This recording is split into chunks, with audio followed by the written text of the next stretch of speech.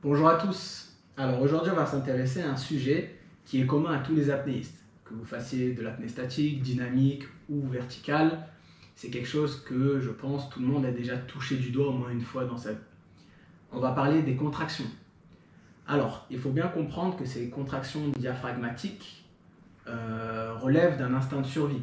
Votre taux de CO2 augmente dans votre corps et ce dernier met en place différents réflexes pour vous inciter à expirer et expulser ce CO2. Donc c'est vraiment quelque chose qu'on ne peut pas contrôler en soi. C'est-à-dire que c'est une réaction physiologique qui n'est pas contrôlable. Par contre, ce qui est intéressant, c'est qu'on peut travailler sur le ressenti. Ok, je ne peux pas contrôler quand est-ce que ça vient, enfin en tout cas, je ne peux pas décider de quand est-ce que ça arrive, mais par contre, je peux décider de comment aborder cette notion-là et ce ressenti-là. Lorsque vous avez des contractions diaphragmatiques, ces contractions, elles vont pouvoir se ressentir à différents points du corps. Souvent, on pense tout de suite au niveau de la cage thoracique. Effectivement, c'est un point de contraction, mais il en existe plusieurs. Ce que je vais vous proposer là, c'est une petite séance d'apnée statique. Il va y avoir 7-8 apnées. Et le but du jeu, à la fin de cette séance, c'est que vous puissiez clairement identifier les points de contraction et les points de tension liés à ça, et surtout de pouvoir les gérer indépendamment les unes des autres. Et vous comprendrez pourquoi ça va être important. Le but du jeu, c'est que grâce à ces exercices-là, vous puissiez gérer la durée de votre apnée. Forcément, si vous savez comment travailler avec ces contractions, votre apnée va être un peu plus longue petit à petit. Et ça va être aussi un exercice de support mental, c'est-à-dire que vous allez être capable d'effectuer des apnées statiques ou dynamiques avec un ressenti mental beaucoup plus positif que juste avoir des contractions et lutter et être dans quelque chose de désagréable. Voilà l'objectif de la séance. Les contractions dues à ce taux de CO2 vont pouvoir se manifester à différents points, comme on disait auparavant. Ces points de contraction, la plus commune, c'est celle au niveau de la cage thoracique, à ce niveau-là. C'est ce qu'on ressent la plupart du temps lorsqu'on est dans cette phase-là de contraction. Vous allez pouvoir aussi avoir un point de contraction au niveau dorsal. La cage thoracique vient prendre et vient se fixer sur la colonne vertébrale dorsale. Donc vous allez pouvoir avoir des points de tension au niveau du dos. Et un troisième point de tension et de contraction que vous allez pouvoir avoir, ça va être au niveau de la gorge, et notamment au niveau de la glotte, ici. C'est le haut de la ceinture scapulaire, tout est relié à ce niveau-là. Donc déjà, vous avez 3 points de tension. Maintenant, on va essayer de travailler sur ces 3 points, ici, pour les gérer indépendamment les uns des autres. Première apnée, ça va être l'apnée d'échauffement. Vous faites votre échauffement dont vous avez l'habitude. Si possible, essayez d'inclure un exercice de relaxation sur votre première apnée. En tout cas, première apnée, échauffement, tranquillement, rien de particulier. On ne travaille pas sur des contractions ou quoi que ce soit. À la première sensation de ça commence à devenir un peu désagréable, un peu compliqué, je sors de l'apnée, basta. Deuxième apnée. Vous allez pousser votre apnée jusqu'à avoir entre 3 et 6 contractions maximum. Pourquoi pas plus? Parce que sinon vous allez vous fatiguer très rapidement. Entre 3 et 6 contractions. Pendant ces contractions-là, vous allez tout simplement vous concentrer déjà sur ce qu'on a vu avant, c'est-à-dire commencer à comprendre qu'il y a différents points de tension. Concentrez-vous dessus et essayez de voir, vous, où est-ce que vous avez votre concentration, votre point de tension et votre point de contraction maximal. Est-ce que je ressens quand même plus au niveau thoracique? Est-ce que c'est plus en bas du ventre? Est-ce que c'est au niveau de la gorge? Est-ce que c'est au niveau dorsal? À vous de voir, juste observer d'un point de vue extérieur, observer ces différents points de contraction. On ne dépasse pas 6 contractions, donc entre 3 et 6. Une fois que c'est fait, vous sortez de votre apnée et vous allez prendre 2 minutes de récupération. Troisième apnée, nous allons essayer de concentrer toute cette tension et toute cette contraction sur la partie ventrale, juste en dessous du diaphragme. Donc vous allez essayer de concentrer ces contractions à ce niveau-là et uniquement à ce niveau-là. Toujours pareil, entre 3 et 6 contractions, pas plus. Et j'essaie de concentrer ces contractions-là au niveau ventral pendant ce laps de temps. C'est tout, pas plus.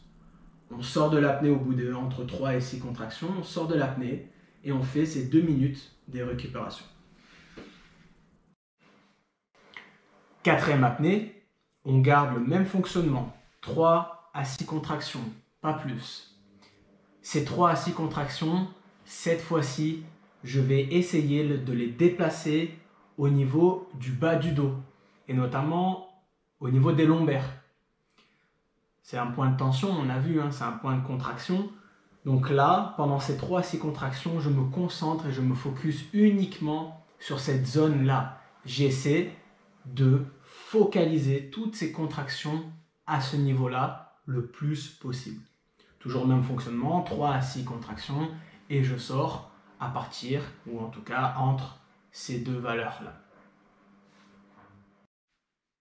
Cinquième apnée, on va aborder le dernier point de contraction, ça va être au niveau de la gorge et au niveau de la glotte.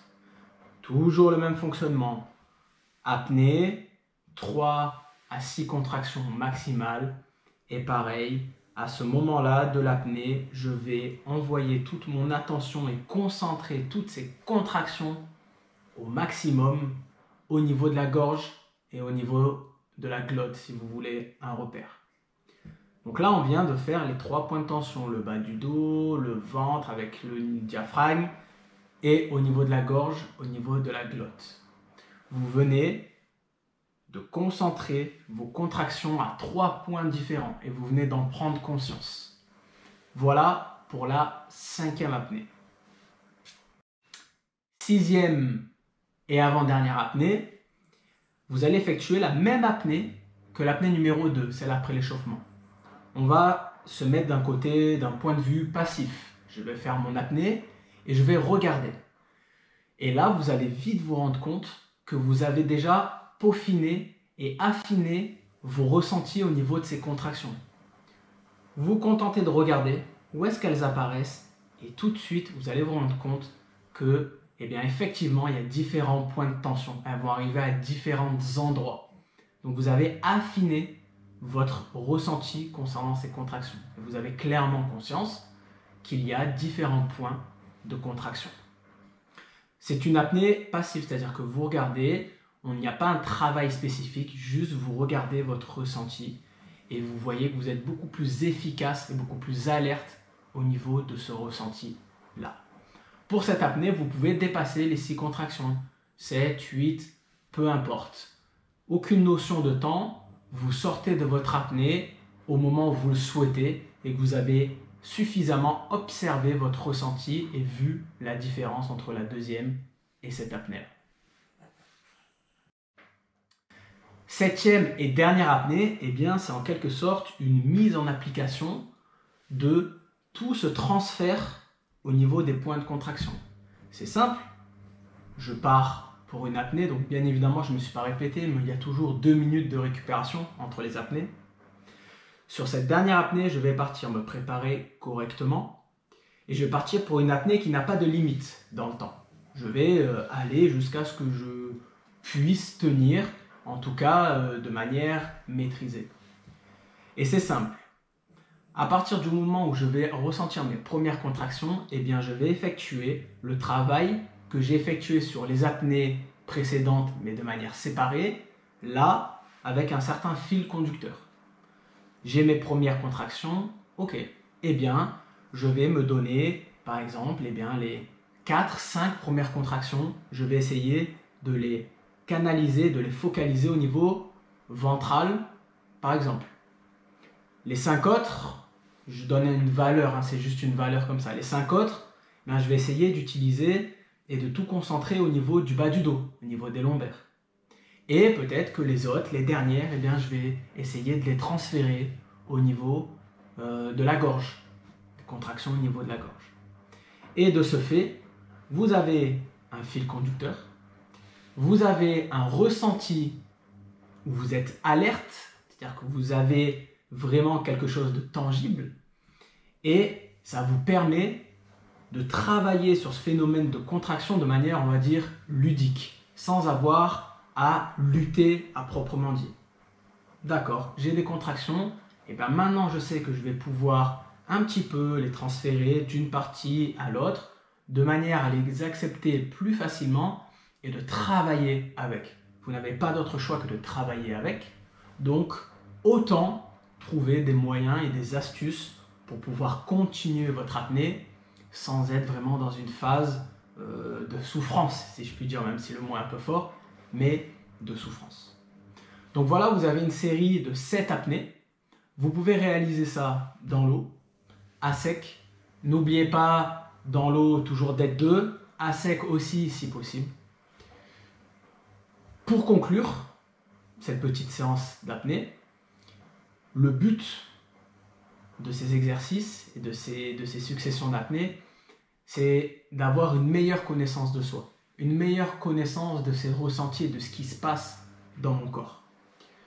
Le but étant de rediriger les différentes contractions un petit peu mentalement, par la force mentale, et de ce fait de réussir à mieux les gérer et donc de potentiellement et même effectivement repousser votre temps d'apnée toujours de manière efficace et ludique.